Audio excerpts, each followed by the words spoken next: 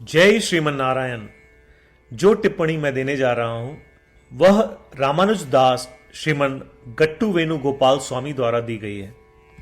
अध्याय 11 विश्व रूप समदर्शन योग श्लोक 1। मदनुग्रहाय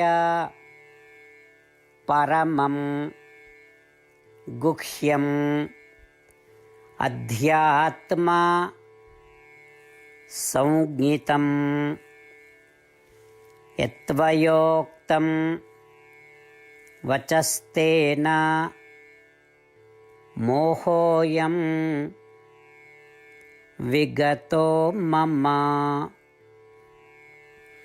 ओम। गीताचार्य श्री कृष्ण परमात्मा अर्जुन सहित हम सभी को विश्व रूप समदर्शन योग सिखा रहे हैं।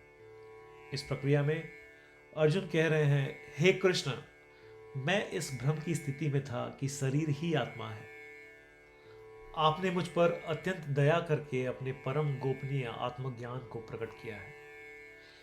हे कृष्ण, आपका उपदेश सुनने के बाद मेरे सारे भ्रम दूर हो गए हैं। इस प्रकार अर्जुन श्री कृष्ण की शिक्षाओं से प्राप्त लाभ को पहचान रहा है। इस तथ्य को श्री कृष्ण परमात्मा के प्रति व्यक्त कर रहा है और अपनी कृतज्ञता व्यक्त कर रहा है।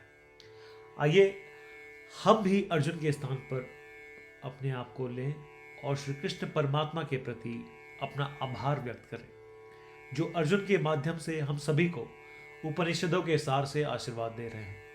और आइए हम श्री कृष्ण परमात्मा से प्रार्थना करें कि वे हमारे इस भ्रम को दूर करें कि शरीर ही आत्मा है। श्री कृष्ण परमात्मा या श्रीमन नारायण के प्रति समर्पण करके अपने जीवन को सार्थक बनाने का प्रयास करते हुए आइए हम अर्जुन के शब्दों को एक श्लोक के रूप में दोहराने का प्रयास करें। मदनुग्रहाय परमं गुह्यम् अध्यात्म संज्ञितं यत्त्वयोक्तं वचस्तेन मोहोऽयं विगतो मम। श्रीमद् भगवद गीता का संपूर्ण सार श्री कृष्ण परमात्मा द्वारा अध्याय 18 श्लोक 65 से 70 में 8 कार्य करने के लिए दिया गया है। श्री कृष्ण कहते हैं, मुझे वे लोग पसंद है जो इन 8 बातों का पालन करते हैं। मैं उन भक्तों की हर प्रकार से रक्षा करूंगा। श्री कृष्ण परमात्मा द्वारा बोली गई संपूर्ण भगवद गीता को सुनने के बाद अर्जुन कहते हैं, करिष्ये वचनम तव, जिसका अर्थ है, कृष्ण, मैं वैसा ही करूंगा जैसा आप कहेंगे।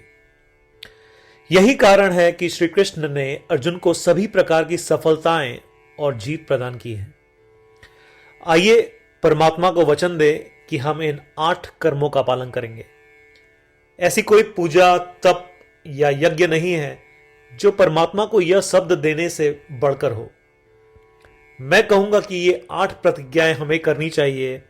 कृपया आप सभी इन्हें अपने दिल और दिमाग में सोचें। इस प्रकार श्री कृष्ण को अपना वचन देते हुए आइए हम सभी श्री कृष्ण के सुंदर चेहरे को खुशी से चमकते हुए देखें और आनंद का अनुभव करें। जय श्रीमन नारायण। ये है हमारे 8 वचन। हमारा पहला वचन, हे श्रीमन नारायण, जैसा आपने निर्देश दिया मैं हमेशा आपका ध्यान करूंगा और आपके बारे में सोचूंगा। हमारा दूसरा वचन, हे श्रीमन नारायण, जैसा कि आपने सलाह दी मैं हमेशा आपका भक्त रहूंगा। हमारा तीसरा वचन, हे श्रीमन नारायण, मैं अपने सभी कार्य आपकी सेवा के रूप में और आपकी संतुष्टि के लिए करूंगा। हमारा चौथा वचन, हे श्रीमन नारायण, जैसा कि आपने अनुसरण करने के लिए कहा था, मुझे पूरा विश्वास है कि मैं आपका हूं और मैं हमेशा अपने हाथ जोड़ूंगा और आपको नमस्कार करूंगा।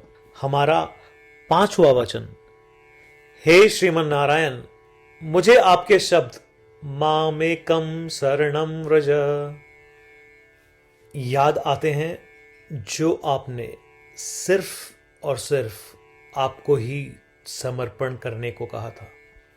श्रीमन नारायण, मैं केवल आपके प्रति समर्पण करता हूं। हमारा छठा वचन। हे श्रीमन नारायण, मुझे आपके शब्द मां शुचः याद आते हैं कि आप हमें शोक न करने का आश्वासन दे रहे हैं। मैं अब शोक नहीं करूंगा। हमारा सातवां वचन। हे श्रीमन नारायण, आपने हमारे लिए श्रीमद् भगवत गीता देकर हम सभी पर कृपा की है और आशीर्वाद दिया है।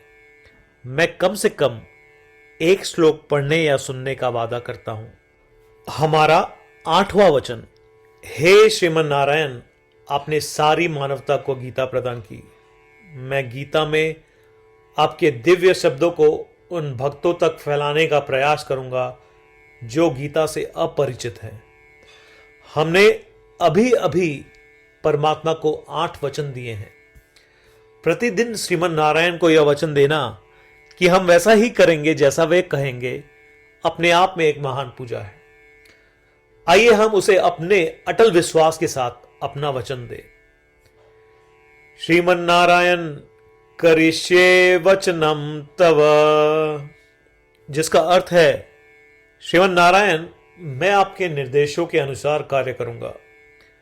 सर्वम श्री कृष्णार्पणमस्तु। जय श्रीमन नारायण।